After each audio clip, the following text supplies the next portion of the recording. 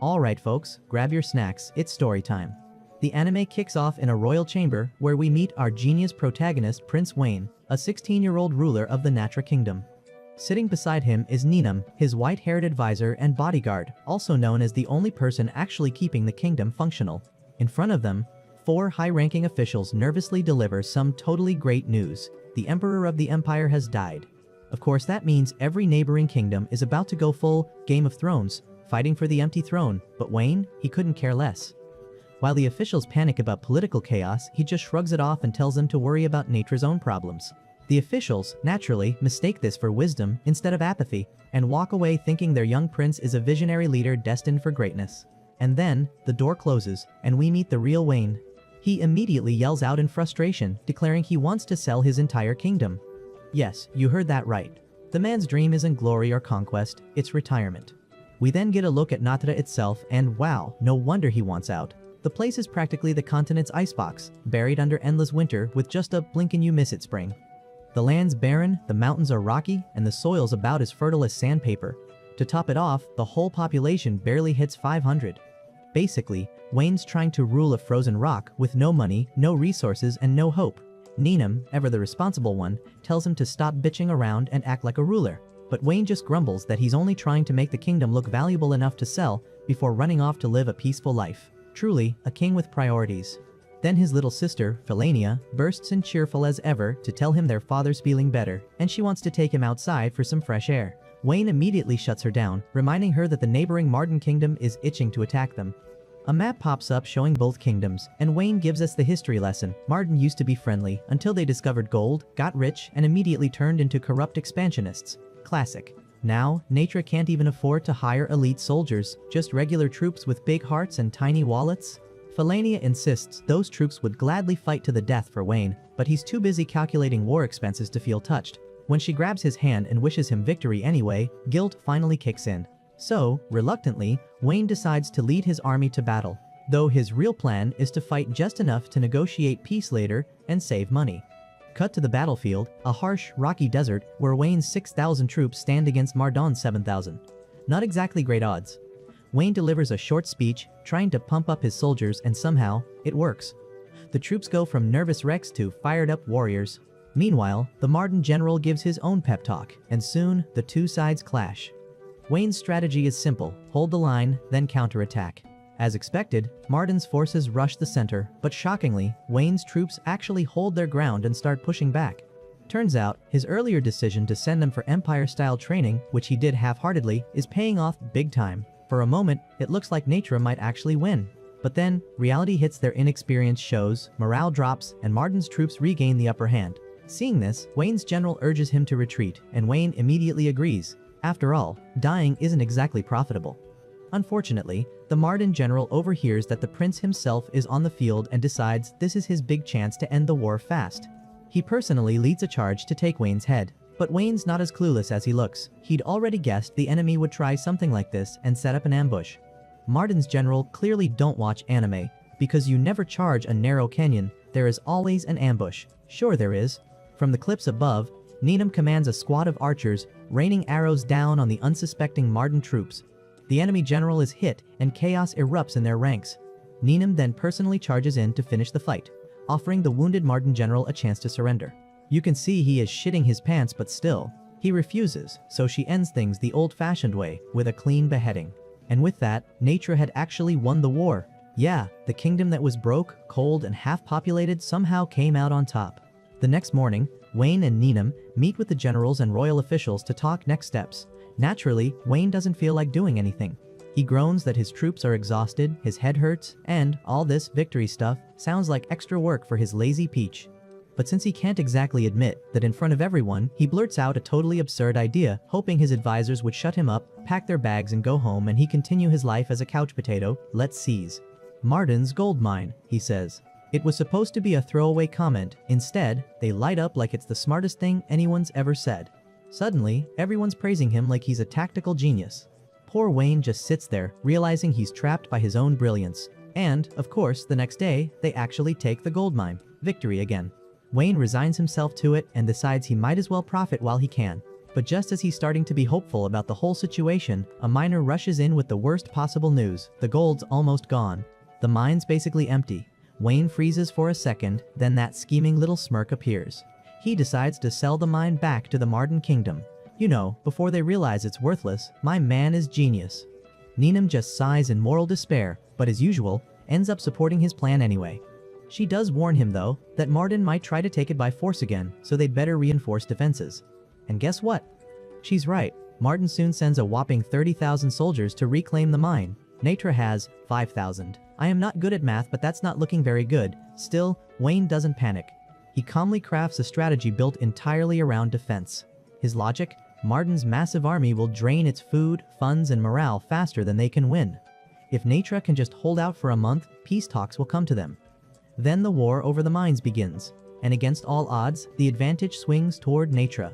The Marden general, Drawhood, can't believe what he's seeing. Wayne's using the terrain to his advantage, turning the rocky hills into fortresses.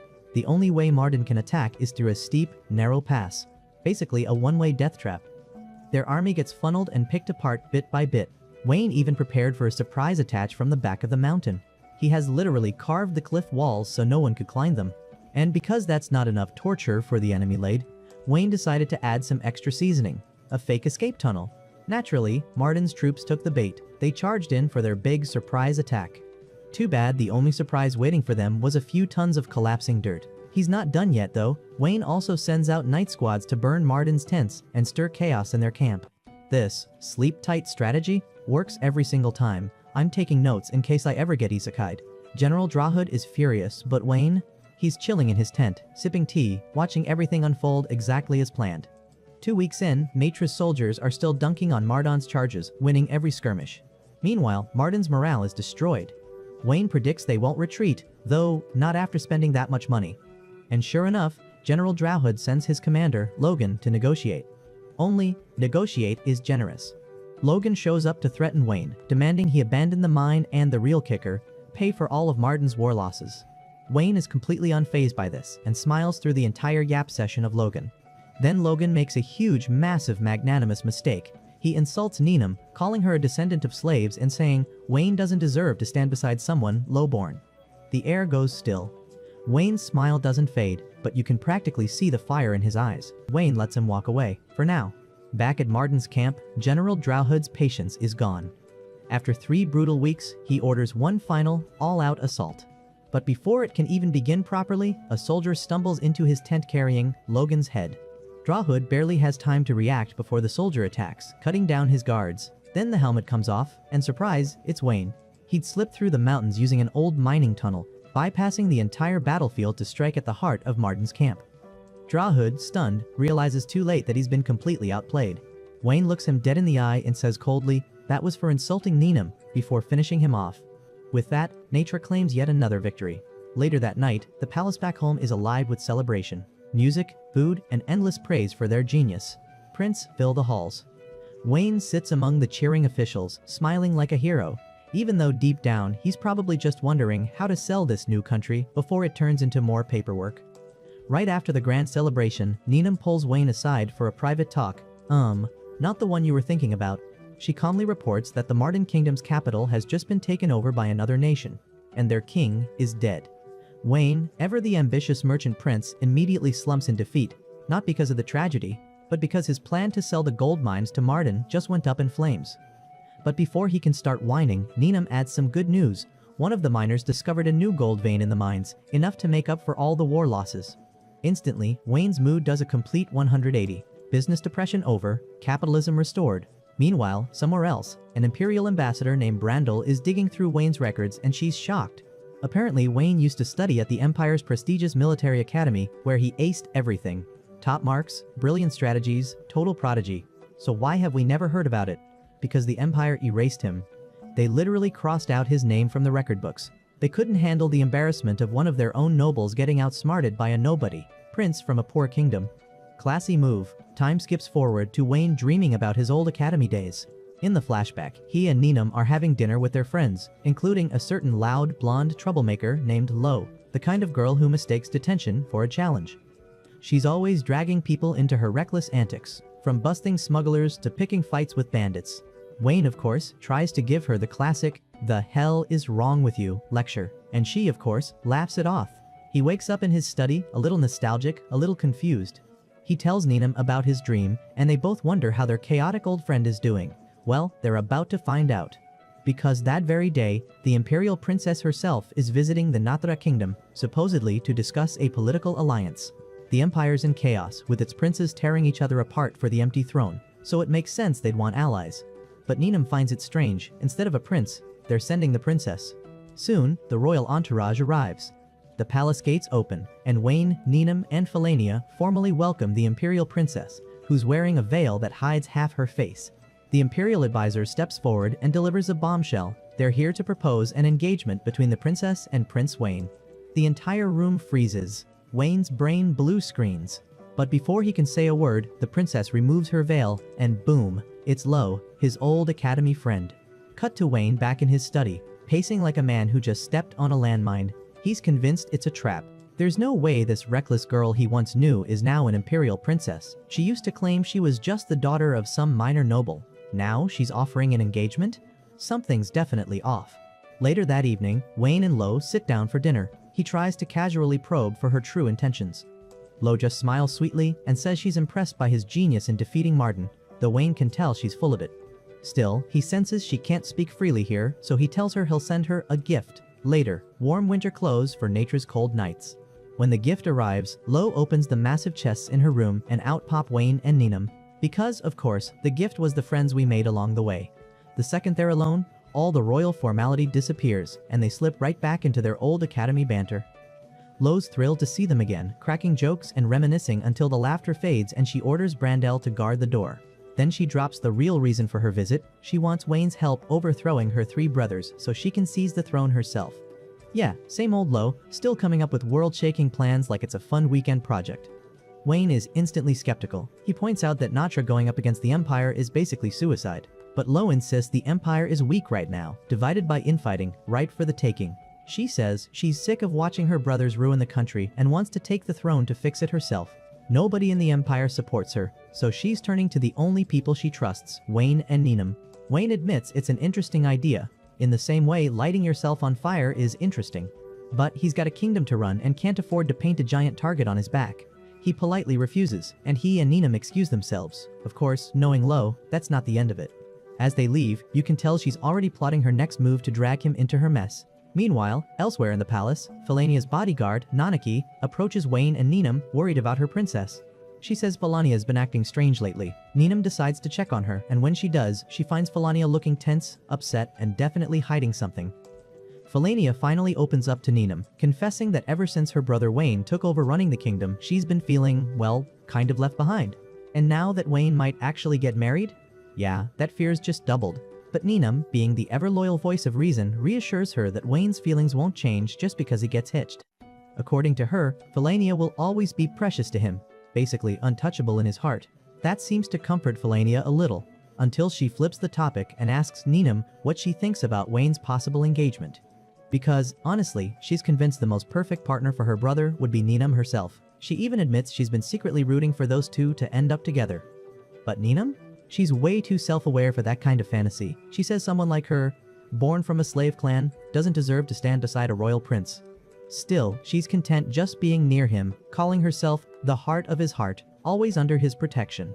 That's tragic, sweet, and also kind of poetic. Sadly, Felania has no idea what that really means.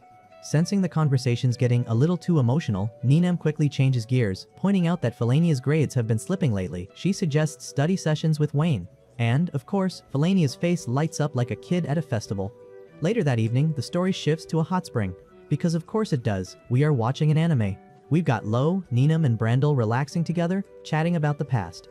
Brandel gets curious and asks about Lo's history, and surprise surprise, turns out Lo used to be chased around by Prince Geralt from the Unkadal kingdom. Even now, the guy keeps sending her letters and gifts like some royal simp who doesn't understand boundaries. Lo's hoping that news of her engagement to Prince Wayne will finally make him give up. Meanwhile, Wayne's pulling a completely different kind of late-night session, helping Felania study history, and not just any history, the glorious backstabbing legacy of the Ankadal kingdom. According to Wayne, their former king was basically the continent's biggest bootlicker. Back when several kingdoms formed an alliance against the Empire, Ankadal sold them out and sided with the enemy. Because of that betrayal, the Empire crushed the alliance, executed every king involved, except the Ankadal ruler, who got promoted to Marquis for his troubles. Classy.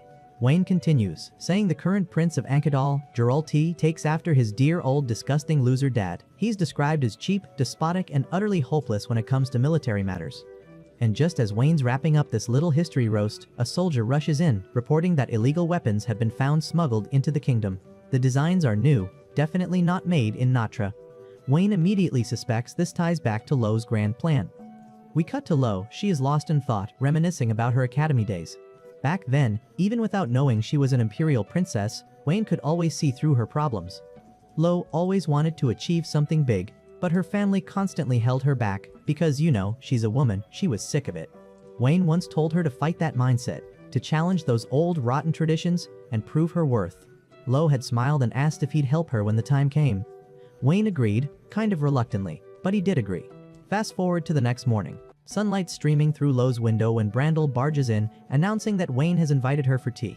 Lo's instantly suspicious. Wayne isn't exactly a let's sip tea and chat about feelings type of guy. She figures he's fishing for information but goes anyway.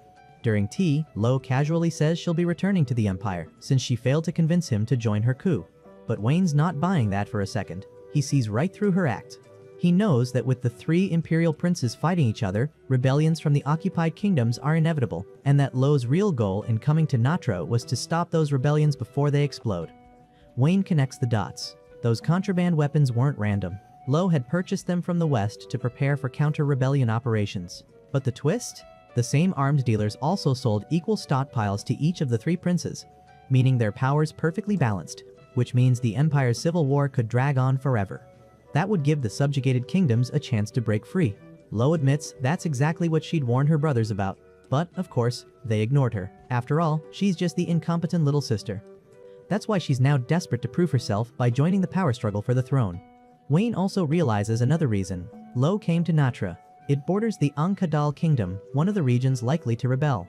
He lays it all out in front of her. His deduction is so precise that Lo just sits there, stunned. She doesn't even bother denying it. Instead, she reveals her actual plan, to use herself as bait. If the rebels capture her, they could eliminate the three princes and seize the Empire's power. Her first target? You guessed it, the Ankadal kingdom. Since their prince, Geralt, is hopelessly obsessed with her, she's sure he'll attack Natra once he hears about her engagement to Wayne, meaning Wayne would have no choice but to get dragged into her war. But Wayne's no fool.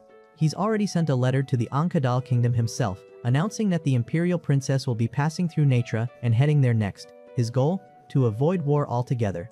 He's basically letting Lo handle her mess on her own without letting Natra become collateral damage.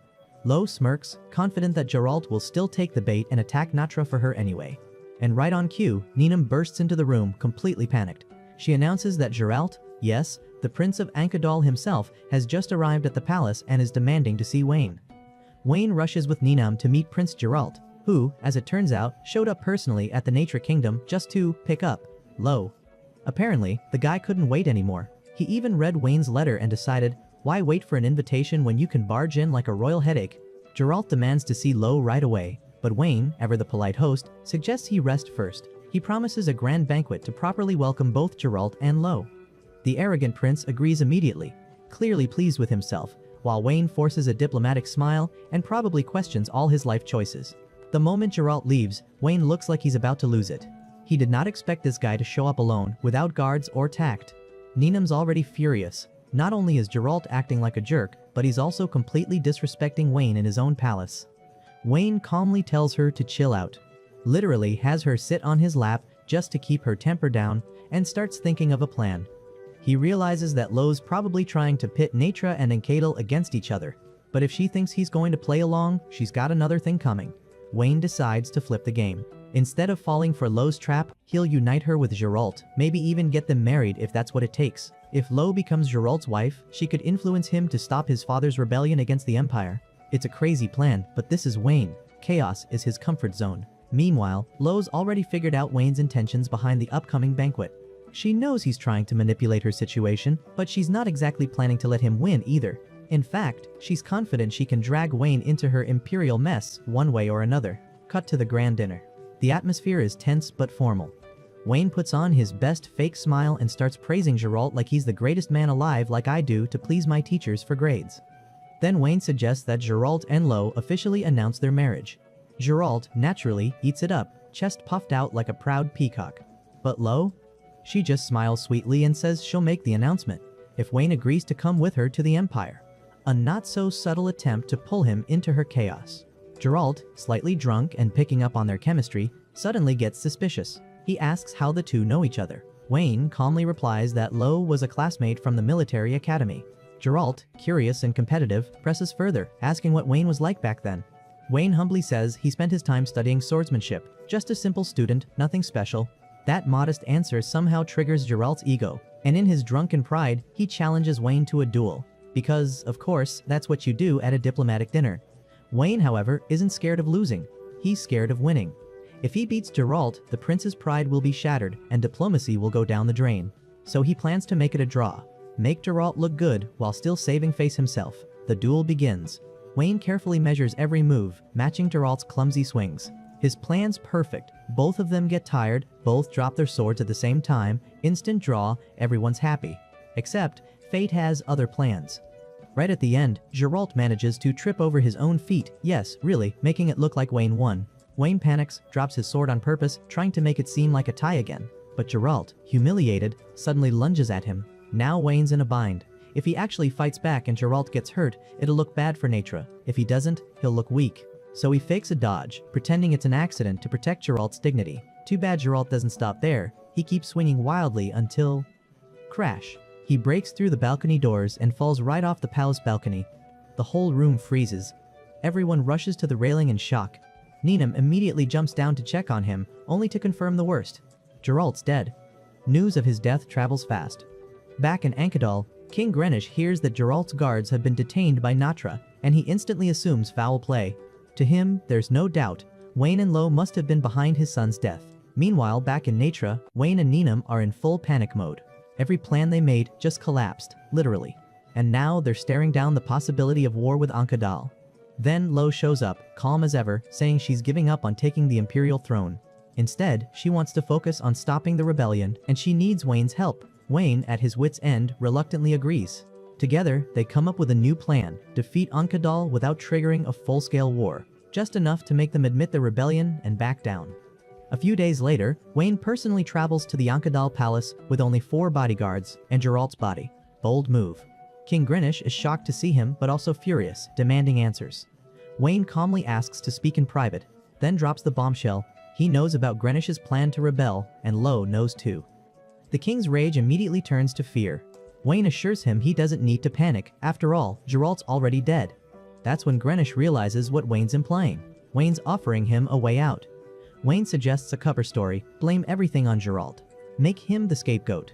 Announce that Geralt was a traitor who plotted to overthrow his father and rebel against the Empire. Given Geralt's reputation, the story would be easy for everyone to believe. Then Wayne adds the conditions. If Greenwich goes along with this plan and hands over all the evidence of the rebellion, Lo will go easy on him. Just seize some royal income and call it even. But to make it official, Greenwich will need to publicly apologize to Lo in person back at Natura. Cornered and terrified, the king agrees to everything. Later that night, as Wayne and his small group head out to find an inn, the air suddenly goes quiet. Too quiet. Wayne immediately senses danger. Sure enough, a group of assassins ambushes them from the shadows. His guards leap into action, and a fight breaks out. But Wayne quickly notices something strange. The attackers aren't fighting like Ankadal soldiers. He dodges a spear strike and smirks, realizing what's really going on.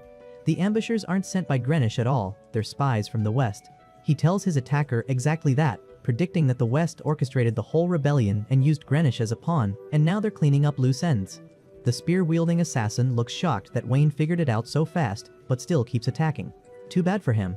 Wayne was, of course, 10 steps ahead. He'd already planted his most trusted people inside Greenwich's palace, just in case things went sideways. And guess who was the one who delivered the Geralt's dead news to King Greenwich? None other than Nanaki, Felania's personal bodyguard and one of Wayne's secret operatives. Wayne had assigned her a double mission, protect the king from an assassination plot and secure any evidence of the rebellion before it conveniently disappeared. Sure enough, Wayne's prediction hits bullseye. 2 Western spies sneak into the palace, rummaging through the rooms to steal those same documents. Unfortunately for them, Nanaki's on duty. She ambushes them like a shadow out of nowhere and takes them both down with terrifying ease. So yeah, the evidence stays right where Wayne wants it. Meanwhile, outside the palace, Wayne's still locked in a fight with that spear-wielding assassin. The guy just got word that his teammates failed their little heist, and now he's furious, charging at Wayne in a rage. Bad idea. Wayne might be a schemer, but he's also a deadly fighter. He quickly slips a kunai from his sleeve and throws it mid-conversation, casually mentioning that it's coated with poison. Naturally, his enemy panics and dodges, completely losing focus. That's when Wayne moves in with lightning speed, slicing through the man's arm before he even knows what hit him. Outnumbered and outmatched, the Western spies retreat in chaos, leaving Wayne standing there like, "That's what I thought." But before he can relax, he hears the sound of horses, and not the friendly kind. Greenwich and his royal guards are storming in, weapons ready. One of Wayne's men mutters that it looks like the kings decided to break their agreement. Wayne just sighs and says, "Plan B, run." Of course, run doesn't mean flee helplessly. This is Wayne. His version of running includes leading Greenwich into a massive trap. As the king's forces chase him toward the border, they suddenly freeze in shock. Because right there, waiting, are hundreds of nature soldiers fully armed and ready. Wayne doesn't just run, he runs strategically. Later, Wayne, Lo, and Ninam regroup to break down the whole operation. Turns out Wayne had already calculated every possible outcome. His deal with Greenwich? Only a 50-50 chance of success. So, he kept his force small. Just enough to maneuver quickly if Greenwich tried anything shady. That way, if things went south, he could handle the situation without dragging Natra into a massive war. Then he takes it one step further, coordinating with Lo and the Imperial Army to arrest Greenwich directly. So when the Imperial troops show up, Greenwich realizes the game's over. Surrounded and humiliated, he's captured and dragged before Lo and the Imperial Governor for judgment. In the audience hall, Greenwich looks absolutely terrified, scrambling for excuses. He even tries to shift the blame onto Wayne, claiming Wayne invaded Imperial territory by bringing Natra troops into the border zone. Desperate move. But before he can gloat, the Imperial Governor shuts him down completely. He explains that the presence of Natra's soldiers was authorized. They were there for a joint training exercise with the Empire. Greenwich's jaw practically hits the floor. He can't even respond. Wayne had already predicted this exact accusation and preemptively had Ninam send a request for that joint training days earlier. Every angle covered, every move countered, the man's a living chessboard. Realizing there's no way out, Greenwich finally collapses in defeat and begs Princess Lo for mercy. The next day, back in Natra, Lo speaks privately with Ninam. She tells her she's decided to return to the Empire and, oh yeah, cancel her engagement to Wayne. Her reasoning? She believes she can influence the Empire more freely if she's single. Ninam, of course, isn't buying it. She asks if Lo actually has feelings for Wayne. Lo, blushing and flustered, immediately denies it, which only makes it more obvious. Eventually, she admits she does like Wayne, but she refuses to say why she's really breaking things off. Later, Lo meets Wayne one last time. She questions why he went through such an elaborate plan to take down Greenwich. Why not just kidnap and torture the guy like any normal schemer would? Wayne simply explains that breaking Greenwich's spirit is far more effective than breaking his bones. If Greenwich loses the will to rebel, Lo will have a much easier time ruling over him. That's when she realizes everything Wayne did, every dangerous move, every layer of the plan, was all to keep his promise to her back from their academy days. Lo finally leaves Natra feeling relieved, and the reason she cancelled her engagement becomes clear. She admires Wayne and Ninam's bond too much to come between them. She respects their relationship, a prince who genuinely trusts a woman the world looks down on. For now, she decides to grow stronger on her own terms. Time passes, and we see Wayne and Ninam heading toward the Cavern Kingdom, answering an invitation to attend the Spirit Festival, a grand religious event held every early spring. The Cavern Kingdom wants to strengthen ties with Natra, so of course they invited the genius prince himself. Wayne, however, isn't thrilled. He's uneasy about heading west, worried that some leftover Marden soldiers might still be hunting him. To make things worse, he's irritated that Ninam dyed her hair black, something she did to avoid the racism slaves often face in the West. She scolds Wayne to behave himself during their visit, and he, in a rare moment of humility, agrees. As they travel, one of his guards reports that they've reached the Natra mining zone. Wayne decides to stop by for an inspection, and thankfully, things seem to be running smoothly. Gold production's up, everything's on track, though he does frown a bit when he remembers that General Haggard recently retired. Without a strong leader guarding the mines, that could spell trouble down the road. He started getting reports that several Natra nobles were plotting a rebellion. And, as if that wasn't enough, somewhere else, a bunch of shady figures in robes were literally having a secret meeting about how to overthrow the Wayne family entirely. Their timing couldn't be more convenient. Wayne's heading out to the Cavern Kingdom, and old General Haggard just retired. In other words, Natra's defenses are wide open, perfect moment for a coup, right? The next day, the rebels made their move. They sent an assassination squad to take Wayne out while he was en route to the Cavern Kingdom. The attackers managed to separate Wayne from his guards, leaving him with only Ninam for protection. Not ideal. But Wayne, being Wayne, didn't panic, he just started calculating. He quickly ordered Ninam to steer their carriage toward the old Marden Kingdom's remaining troops. His gamble? Maybe he could convince those ex-soldiers to help him out, and somehow, it worked. A group of Marden soldiers suddenly showed up and intercepted the assassins, forcing them to retreat. After the dust settled, Wayne introduced himself and requested to meet Prince Helmet, the leader of the surviving Marden forces. Soon, Wayne and Ninam were escorted to their hidden base, but instead of Helmet, they were greeted by his right-hand woman, Zeno. She told them Helmet couldn't meet anyone because he was severely ill. His face had been burned by Cavern Kingdom soldiers during their invasion of the Marden capital. As a result, the Marden troops held a serious grudge against the Cavern Kingdom. When Wayne mentioned he was actually on his way to the Cavern Kingdom, Zeno instantly pulled a sword on him. From her point of view, Natra allying with her enemy was basically treason. But Wayne, completely unfazed, offered her a deal. She should accompany him to the Cavern Kingdom instead.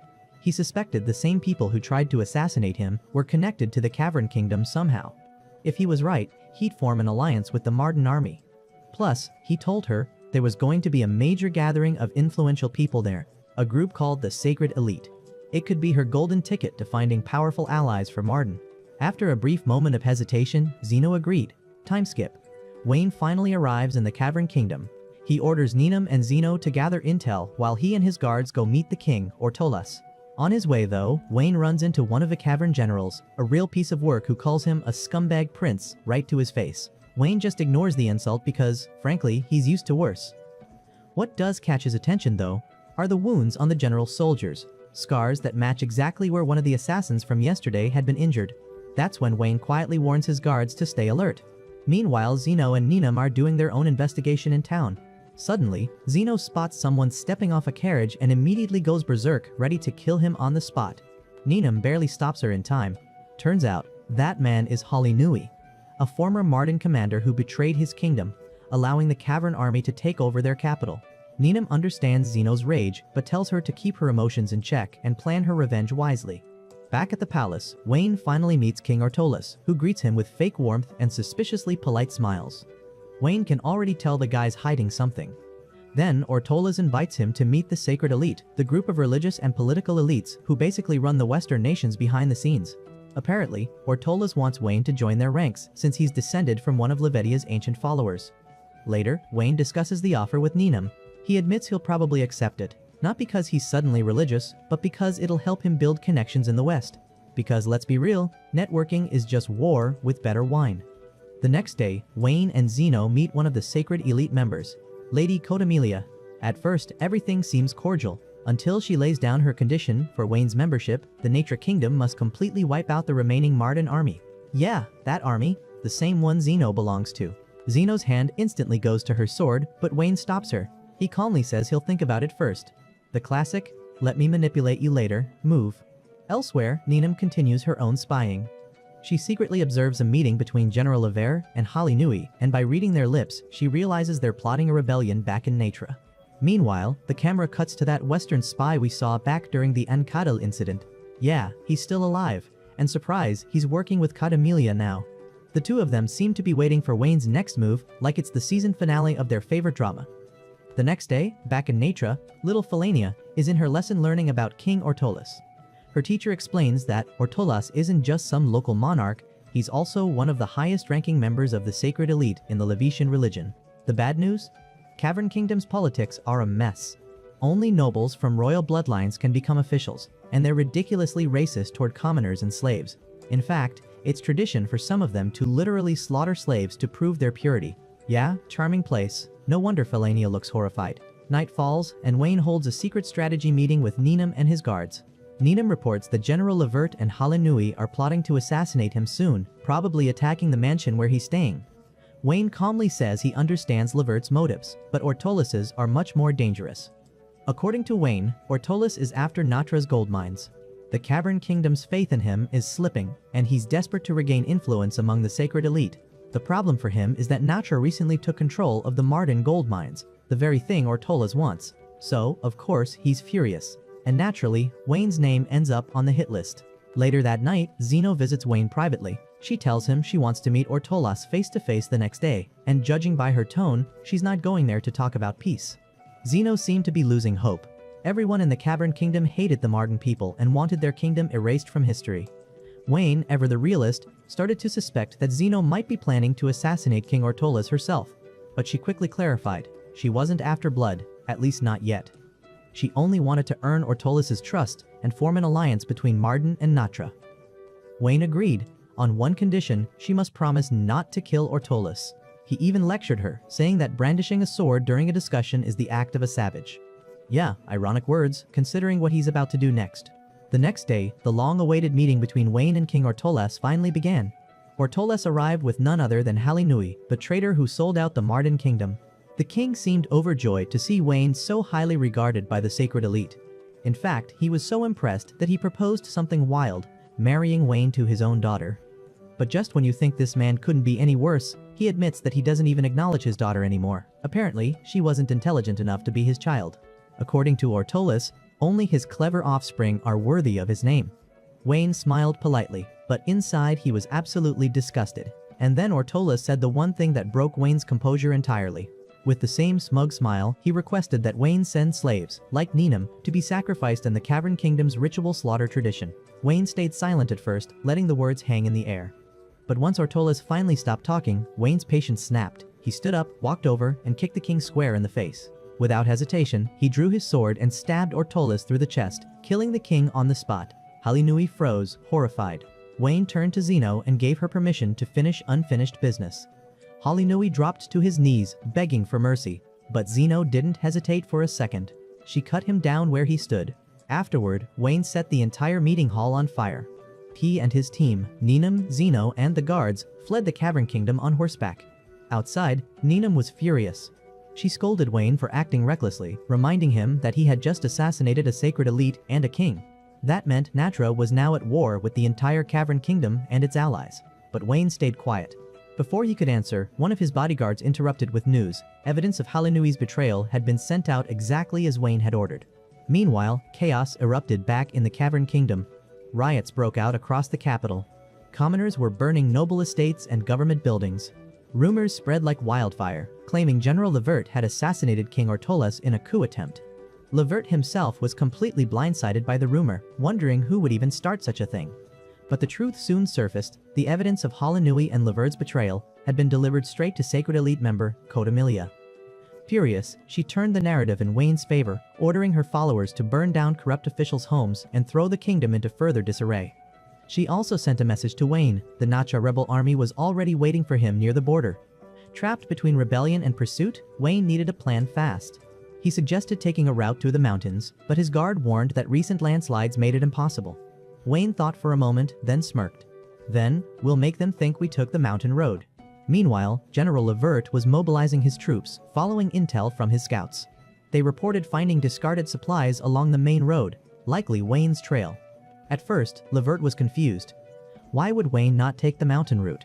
When his men told him that path had collapsed, he ordered everyone to the main road instead. Some of his soldiers warned that it could be a trap, but Levert, being as arrogant as ever, brushed it off. Moments later, his entire column stumbled into a massive force, hundreds of soldiers with no visible flag or insignia. Panic spread immediately. Levert assumed these were Natra rebels lying in wait for Wayne. But before he could organize his defense, a cavalry unit struck from behind. His troops broke formation, chaos erupted, and they were forced to charge straight into the unidentified army ahead. In reality, the ambush was Wayne's doing. He and his men had been hiding in the mountain ruins all along. Zeno had already summoned the remaining Marden forces, who now hit Levert's army from behind. And just when the situation couldn't get worse for the rebels, another familiar figure entered the battlefield. General Haggard. Turns out, his retirement had been nothing but bait. Wayne had spread the rumor himself to lure out the traitorous Natra nobles. The result? A complete rout. Wayne's forces crushed both the Natra rebels and Levert's army in one sweeping victory. After the dust settled, Wayne returned triumphantly to Natra. There he received a special guest, Prince Marden. But when the guest removed their helmet, everyone was stunned. It wasn't a prince at all, it was Zeno. Her full name? Zenobia Marden, the first princess and only surviving heir of the Marden royal family. She revealed that, thanks to the deaths of Ortolas and Lever, she had successfully reclaimed the Mardan capital. Zeno's visit to the Natra kingdom wasn't just a social call. She came to swear allegiance to Wayne and beg for protection under Natra's banner. Wayne, of course, nearly had a meltdown. With a sly smile, she told him she was just a helpless woman, unfit to rule a kingdom on her own. And just like that, Wayne was cornered, once again, doomed by his inability to say no to complicated problems disguised as beautiful women. Time passed, and the scene shifted to the glittering imperial capital. Lo, one of the 4 imperial candidates, was seen discussing plans with the imperial mayor to hold a massive air conference, basically a high-stakes political summit. Among the guests of honor, a representative from the Natra kingdom. After the meeting, Lo collapsed onto a sofa, clearly exhausted from politics. But her assistant, Brandel, teased her, saying she'd probably perk right up once the Natra delegation arrived, specifically Wayne. Lo just rolled her eyes, until she found out the representative wasn't Wayne at all. It was Falania, his younger sister. Meanwhile, back in Natra, Wayne wasn't exactly calm either. He was pacing, worrying about his little sister traveling abroad. The story rewinds a bit to show how it all happened. Wayne had originally been invited to the Empire's conference himself, but Natra was still recovering from the recent war. Leaving the kingdom now could be risky. Some officials argued he should go, but before the debate got too heated, Falania stood up and volunteered to go in his place. Everyone was stunned, but who's going to argue with a princess determined to prove herself? The next day, Falania and Ninam set off for the imperial capital. Along the way, Ninam briefed her on Lo's current situation. After stopping a rebellion, Lo had gained massive public support to become the next emperor. But she wasn't interested in power, at least, not directly. Since she lacked military backing, she formed her own faction called the Patriot Faction, made up of nobles and scholars who genuinely cared about the Empire's future. Lo positioned herself as the selfless servant of the people, which, of course, only made her more popular. When Falania finally arrived at the grand imperial banquet, all eyes turned to her. The nobles were struck by her poise and beauty. Lo welcomed her warmly and introduced her to her 3 older brothers, the other imperial candidates. Ninam, however, wasn't smiling. She knew this kind of attention could get dangerous. The Natra kingdom was supposed to stay neutral, not become a bargaining chip in the Empire's power struggle. One by one, Lo introduced the princes. First was Prince Manfred. Next was Prince Bardlock, the muscle of the family, and finally, the eldest, Prince Demetrio. Let's just say, not the brightest star in the imperial sky. Demetrio immediately underestimated Falania, openly mocking Natra for sending a child to represent their kingdom. Lo quickly stepped in, explaining that Natra was still recovering and Wayne was too busy managing state affairs. But that didn't stop Bardlock and Manfred from immediately competing for Falania's attention, not out of love of course, but because securing Natra's support would give them an edge in the throne race. Ninam, realizing where this was going, quietly leaned over and suggested Falania make a graceful exit. She then pulled Lo aside as an excuse to get out of the awkward situation. Once outside, Ninam praised Falania for handling herself so well, though she could tell the princess was still nervous. Falania admitted she was worried about disappointing Wayne, afraid she might make a mistake that would reflect poorly on him. Ninam reassured her, then left Nanaki to guard Falania while she went to confront Lo privately. During their talk, Lo finally came clean. She wanted the Natra Kingdom's official support in the Emperor's succession struggle. But Ninam stood her ground, firmly stating that Natra would remain neutral, as Wayne had ordered. The 2 women clashed, Lo's ambition versus Ninam's loyalty, and the tension between them was palpable. Meanwhile, the conference began. The 4 imperial heirs gathered in one room, their factions ready to test alliances and sharpen daggers behind polite smiles.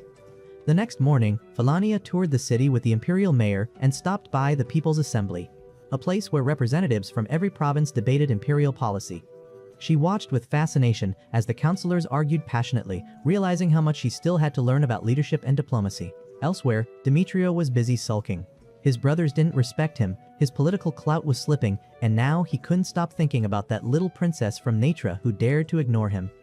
And because subtlety isn't really his strength, he barged into a meeting where Lo and Falania were present and, without warning, proposed marriage to Falania on the spot.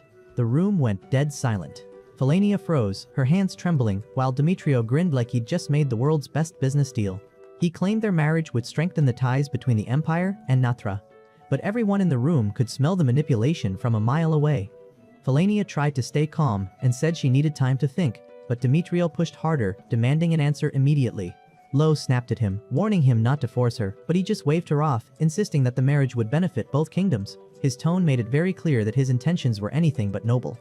But this time, Falania didn't back down. Drawing on everything she'd observed from the People's Assembly, She says she really appreciates his offer, but the royal family's marriage is a political matter and not something she can decide on her own. Demetrio was furious at being rejected and threatened to destroy Natra if he ever ascended the throne to become emperor. But suddenly, Wayne appeared, interrupting the heated exchange. At first, he didn't understand what was happening and merely intended to join the conversation. Only after Ninam discreetly handed him a small note did he realize what was going on. Understanding the situation, Wayne immediately began searching for a way out. Demetrio then demanded that Wayne make the final decision regarding his marriage proposal to Philania. Wayne paused briefly, then smiled.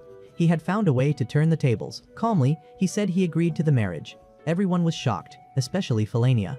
Wayne continued, saying that this union would undoubtedly strengthen the ties between the Empire and the Nature Kingdom. His words caught Demetrio completely off guard. However, Wayne didn't stop there. He quickly shifted the topic to his own engagement with Princess Lo, something that completely flipped the situation. Demetrio, who originally planned to use the marriage to exploit the Nature Kingdom, now realized that Wayne's engagement to a potential future empress would instead give Nature more influence than ever before. Demetrio's anger flared. He loudly declared that he would never allow Wayne's engagement with Lo, but Lo, ever composed, countered that he had no authority over her personal decisions. Wayne, having completely turned the confrontation around, ended the conversation with a diplomatic smile and an excuse that it was already too late to continue the discussion. After the princes and Lo exited, Philania immediately hugged Wayne, tears welling up in her eyes, thanking him for saving her from the humiliating situation earlier. Later that night, with Philania resting, Wayne sat with Ninam to discuss recent events. He mentioned that Natra's condition was stable for now, but he remained uneasy about the movements of the sacred elites, a mysterious group rumored to be plotting something dangerous in another nation. She then handed him a sealed letter from Lo. It was an invitation to meet her in secret later that night. When Wayne arrived at the meeting place, Lo was already waiting. She explained that the Imperial Conference held earlier had ended in failure, producing no results. She wanted Wayne's advice on how to proceed with her campaign for the Emperor's seat. Wayne, though exhausted, told her that she was already on the right path. Her popularity among the people would be her greatest weapon. Lo smiled faintly at his words, but warned that she still intended to involve both Wayne and Ninam in her struggle. Then she quietly left the meeting. The next morning, Prince Manfred received a report that Wayne had met with Lo the previous night. He praised Wayne's strategic genius but quickly revealed his true colors. He ordered his men to have Demetrio assassinate Wayne during their upcoming meeting. Manfred feared Wayne's intellect and influence could one day threaten his own ambitions to claim the imperial throne. The following day, Wayne and Ninam headed to Demetrio's residence for the arranged meeting. When they arrived, Demetrio greeted them with his usual arrogance. The servants brought out tea for everyone. Wayne, ever cautious, eyed the drink suspiciously and asked the maid to sip it first. The maid froze, stammering excuses. Wayne pressed harder. Before she could respond, Demetrio interrupted, calling Wayne rude and paranoid for distrusting his host. He grabbed his own cup and, to prove his point, drank it down in one gulp. Demetrio suddenly coughed up blood and collapsed. The maid who served the tea panicked and tried to flee. Nina moved to chase her, but Wayne stopped her, ordering her instead to find Demetrio's healer immediately. His safety comes first, he said firmly. He discussed the situation with Ninam. Demetrio had survived and returned to his domain, but his two brothers, Manfred and Bardlac, were already spreading rumors that the poisoning originated from meal stars. As tension rose, both princes mobilized their armies and surrounded meal stars with imperial forces. Lo and the city's mayor scrambled to stabilize the situation, while Wayne decided it was best to return to Natra before things spiraled into full-scale war. One of his bodyguards rushed in with alarming news. The Levatian army, bearing the flag of Cadmelia, was advancing toward meal stars. Their stated goal was to liberate the city from the Empire's oppression. Wayne was furious. He cursed Cadmelia for making the situation impossible. Ninam added that if a war erupted now, the local guards of meal stars would never be able to contain it. Overwhelmed by stress and fatigue, Wayne finally collapsed, losing consciousness. He was carried to bed, where Philania and Ninam stayed by his side. Worried for her brother's condition, Philania decided to act. She made her way to the People's Assembly, determined to speak on behalf of Natra and restore order. Inside, chaos reigned.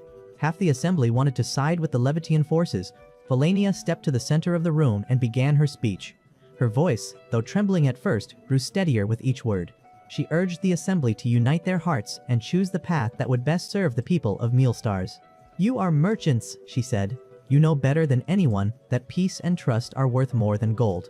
As her words echoed through the hall, the noisy arguments ceased. All eyes turned to her, the young princess of Natra, who spoke not as a royal but as one of them. Those who had been rioting because of differing opinions were instantly silenced by Felania's words. Her speech, sincere and full of conviction, moved even those who had been shouting moments before. Meanwhile, Wayne regained consciousness. Seeing him awake, Ninam immediately threw her arms around him, tears falling as she begged him not to overexert himself anymore. Wayne gently comforted her, smiling weakly despite his pale face. A few moments later, Felania returned and rushed to his side. Wayne praised her extraordinary actions in the People's Assembly, how she had united the citizens while he lay unconscious. He then ordered her to continue giving speeches to motivate the residents of Mealstar City. Not only that, but under her leadership, 30,000 residents agreed to follow her and seek help from the Levatian army. On the other hand, Cadmelia was taken aback when she learned of their arrival. She didn't have enough supplies or shelter for the massive crowd of evacuees. But before she could think of a solution, Wayne appeared and offered his assistance. The next scene shows Cadmelia and King Gruye of the Saugus Kingdom at the head of the Levatian army. Thanks to their combined effort, the 30,000 residents of Mealstars successfully evacuated the city. Wayne, appointed by the mayor as the official representative of Mealstars, expressed his gratitude for their help. He then asked about their plans moving forward. Cadmelia stated that their next step was to deploy troops to drive out the Imperial Prince's forces and reclaim the city. But Wayne, ever the strategist, politely refused the offer. He said that they didn't want to burden Levatia any further. Instead, the citizens of Mealstars would retake their home by their own hands. He continued, proposing that they buy weapons and armor from Levetia at 3 times the normal price. Cadmelia was impressed by Wayne's words, though she decided to reject his offer, curious to see how far his genius could go without her aid. However, King Gruye immediately accepted, unable to resist the lure of profit. Known throughout the continent for his obsession with money, Gruye agreed wholeheartedly, leaving Cadmelia no choice but to comply. The following day, the citizens of Mealstars donned the battle gear provided by Levetia. They marched forward with renewed courage to confront the combined armies of the 2 imperial princes who had surrounded their city. From a hill overlooking the battlefield, Wayne and Lo watched the unfolding chaos. Wayne smirked as he noticed Bardlak's hesitation, that the time for negotiation has come. Soon after, a negotiation was arranged between the 2 imperial princes and the mayor of Mealstars. Wayne attended as the city's representative, and once again, his brilliance shone through. He began by addressing Bardlak and Manfred directly, claiming that he had uncovered the truth behind the assassination attempt on Demetrio. The room went silent. Wayne explained that only someone with intimate knowledge of Demetrio's guards and access to the imperial inner circle could have pulled off such a plot. Then, with calm certainty, he named the culprit, Demetrio himself. Bardlak furrowed his brow, rejecting the accusation. Why would Demetrio try to kill himself? He demanded. Wayne's reply was sharp and calculated. Because he wanted to pit Mealstars against your forces. Once both sides were weakened, he would strike. The explanation struck home. Both Bardlak and Manfred realized Wayne's intent to frame Demetrio in a way that justified peace and removed any reason to attack Mealstars. The mayor of Mealstars then spoke up, stating that the city bore no ill will toward Bardlak or Manfred for surrounding them. In fact, they were even willing to offer compensation for the incident involving Demetrio. Manfred, who was actually the true culprit, clenched his fists. Wayne's claim effectively eliminated Demetrio as an imperial candidate. With no other option, both princes agreed to withdraw their forces. The war ended without further bloodshed, and the people of Mealstars returned to their homes. However, the aftermath was clear. The citizens had lost faith in the imperial princes. Their hearts now leaned toward Lo. The mayor later confided that Wayne's determination to help Mealstars was not purely political. It was because Felania herself had fallen in love with the city and its system of governance. Back in the Nature Kingdom, Wayne appeared overjoyed. Their economy was booming, particularly in the export sector, thanks to new partnerships with Mealstars. Ninam, however, expressed concern. She mentioned that the Martin Kingdom's economy was also growing rapidly. If its development continued unchecked, they might attempt to declare independence from Natra. She advised Wayne to seek even larger trading partners to prevent Natra from being left behind. Moments later, one of Wayne's bodyguards entered with a report. An invitation had arrived from King Gruya, inviting Wayne to visit the Saugust Kingdom. Wayne accepted, planning to stop by the Martin Kingdom first. Meanwhile, in Martin, Zenobia received word that Wayne was on his way. Her advisor speculated about his motives, perhaps to discuss the kingdom's future as a vassal of Natra. He went further, suggesting that Zenobia demand a reward for Martin's economic progress, which had helped strengthen Natra's economy as well. He suggested that she marry Wayne, thus binding their 2 nations permanently. Not long after, Wayne and Ninam were en route to Martin. When they finally arrived, Zenobia greeted him warmly. Wayne was caught off guard. She was dressed in alluring attire, completely unlike her usual demeanor. She entertained him at dinner, where she mentioned that the Delunio Kingdom had lodged protests regarding their export products. Zenobia explains that the Delunio Kingdom is basically a stuck-up, old-fashioned place that hates seeing anything foreign on their store shelves. Wayne, though, isn't too worried. He reminds her that so far, Delunio has only sent a polite protest letter, not an army. So yeah, maybe hold off on panicking.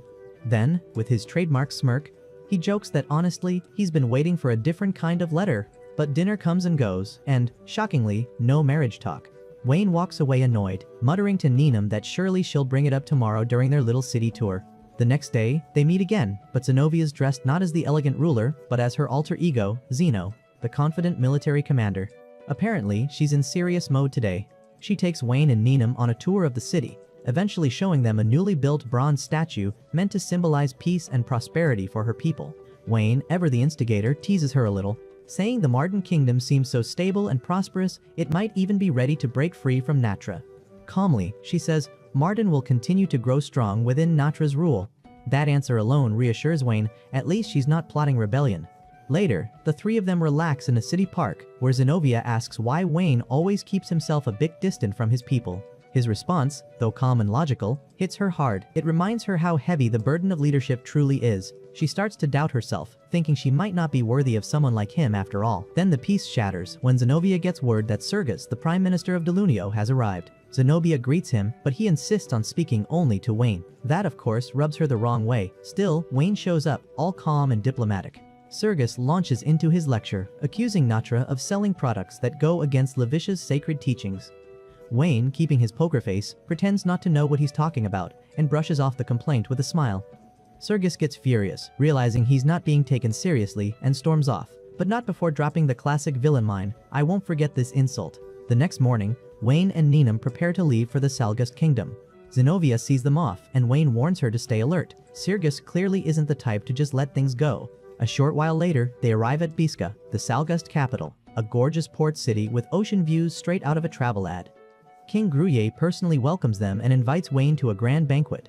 Soon enough, Gruyer's servants lift his palanquin to carry him to the hall, because, apparently, walking is for peasants. Wayne, both amazed and mildly horrified, walks beside him. Still, Wayne's in good spirits. If Gruyer invited him all the way here, it probably means he's interested in forming an alliance. That would be perfect. If Natra has Salgust as a partner, Delunio won't dare to mess with them again. At the banquet, Wayne is caught off guard by a girl with the same hair color as Gruyer, his daughter, Torchilia. She's lively, friendly, and eager to meet Wayne, even explaining all the fancy dishes to him. Wayne tries to stay focused on his diplomatic mission, but the food is way too good. By the end, he's stuffed and annoyed at himself for getting distracted by the buffet instead of closing the deal. The next day, he tries again to meet Gruyer and discuss business, but the king keeps dodging him. That night, Wayne starts getting suspicious. Maybe Gruyer's planning to assassinate him? After all, there's no clear reason for inviting him here otherwise. Just in case, he tells Ninam to be ready to flee at any moment. Then, out of nowhere, Gruyer sends word that he wants to talk, alone. Wayne braces for a trap, but when he arrives, he finds the king in surprisingly good spirits. Gruyer even invites Ninam to sit down, despite knowing she's a slave. That alone throws Wayne off guard. Then, the king casually admits he doesn't take Levitia's sacred teachings too seriously. They're just words in books to him. Hearing that, Wayne and Ninam finally relax. Gruyer isn't the zealot they feared, he's actually refreshingly open-minded. Wayne seizes the moment and proposes a trade partnership between Natra and Salgust. Gruyer agrees immediately and even lets Wayne head home, promising to send over the official details later. As Wayne and Ninam depart, the camera pans to reveal Sergus watching from the shadows. Back in Natra, Wayne finally returns home, probably ready for some peace and quiet, but nope, Ninam greets him with bad news. The Marden Kingdom is now at war with the Delunio Kingdom along their border. To make things worse, the much-promised cooperation letter from Salgust still hasn't arrived. That's when it hits him. Gruyer totally played him. While Wayne was off sipping wine and eating fancy seafood in Salgust, Gruyer used the distraction to help Delunio start a war. Not only is Marden under attack, but Delunio also has Salgust's full support. Soon after, Zenobia shows up, clearly embarrassed. She admits she's already sent an envoy to Delunio to beg for a peace treaty. She braces for Wayne's anger, but he just smiles, because of course he already has a plan. He tells her to keep calm, he'll flip the situation soon enough. Next thing you know, Wayne and Zenobia are heading straight into enemy territory, the Delunio Kingdom itself. Meanwhile, Gruyer's army is already marching toward Natra. The man might look like a lazy, round king, but give him a spear and surprise, he's terrifying. He cuts through Natra's ambush like it's a morning workout. Still, even in victory, Gruyere pauses, wondering what kind of crazy plan Wayne's cooking up this time. Cut back to Wayne and Zenobia, who finally arrive in Delunio and are welcomed by Sergus, that smug schemer. The peace talks begin, and Zenobia does her best. She even offers to return twice the disputed land just to stop the war. But Sergus rejects it instantly. Turns out his real goal isn't peace or land, it's power. He wants Salgust and Natra to destroy each other so he can rise up and join the sacred elite. Basically, he's trying to make Delunio the next holy kingdom and is even willing to hand his nation over to the church. Yeah, definitely stable leadership right there. Wayne lets Zenovia's attempt fail before casually stepping in. Then he drops his bombshell, literally a toxic one. He tells Sergus that all those fine imported clothes the people of Delunio love so much, yeah, the dyes are laced with slow-acting poison. The more they wear them, the closer they are to dying painful, mysterious deaths. Soon, rumors of a deadly plague will spread, and panic will tear Delunio apart from the inside. Sergus laughs it off until a servant bursts in with urgent news. Natra's troops have retreated, and Salgust's forces are advancing fast. Sergus panics, realizing that Wayne's refugee plan might actually be happening. And just as Wayne predicted, reports start pouring in. Delunio citizens are collapsing, poisoned by their new clothes. The room goes dead silent. Wayne smiles that polite, terrifying smile of his and says, "Oh, don't worry, I have the antidote."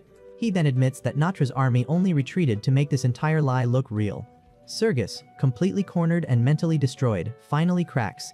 He agrees to ally with Wayne and turn his troops against Salgust. Soon, Delunio's forces march to ambush Grie's army from behind, while Natra's soldiers, who had been on the defensive, charge back into battle. Right on cue, Delunio's army crashes into Salgust's rear flank, while Natra surges forward from the front. Gruyere actually laughed when he finally learned just how badly Wayne had outplayed him. But before he could even start his rampage, Wayne appeared at the top of a cliff. Gruyere, of course, didn't care. He still had enough fight left to floor General Hagar. The man fought like a beast until Ninam stepped in. Out of nowhere, she leapt from behind Hagar, blade flashing, and in one clean strike, she cut down the giant king. Gruyere collapsed, and just like that, the Salgust army lost its will to fight. Their retreat marked Natra's victory. Later, Wayne visited the defeated king, now a prisoner of Natra. But the sight that greeted him was weird, to say the least. Gruyere's once round body was now thin and frail. Turns out, the man literally deflates when he's injured or exhausted. Yeah, that's apparently a thing. Gruyere, surprisingly calm, asked Wayne when his execution would be. But Wayne had no interest in killing him. Instead, he offered him a deal sign, a cooperation treaty between Salgust and Natra, and he could walk free. Gruyere, stubborn as ever, refused. He said he'd rather die just to see Wayne struggle against Levitia's army later. Basically, he wanted his death to be one last headache for Wayne, but Gruyere suddenly changed his tone. He said he'd sign the treaty. On one condition, Wayne had to reveal his true passion. Curious as ever, he wanted to know what really drives the man who keeps outsmarting everyone. Wayne agreed. Whatever he told Gruyere made the king go pale for a moment, then burst into laughter. Sweating and shaking his head, Gruyere finally signed the cooperation deal, still smiling in disbelief. The story then cuts to Wayne back in Natra, finally catching up on some much-needed sleep. Ninam watched him with a quiet smile, probably wondering how this man manages to survive his own genius. When he woke up, she delivered the bad news. Natra had suffered heavy losses from the war. The kingdom's image took a hit for fighting against someone tied to the Levitian church, which also caused a drop in the number of pilgrims passing through Marden. On top of that, all their profits were gone, spent covering the damage. Hearing all that, Wayne just slumped in frustration, muttering about selling the kingdom again, exactly like he did at the start of the story. And with that, the anime wraps up. Subscribe if you enjoyed. I'll see you in the next one.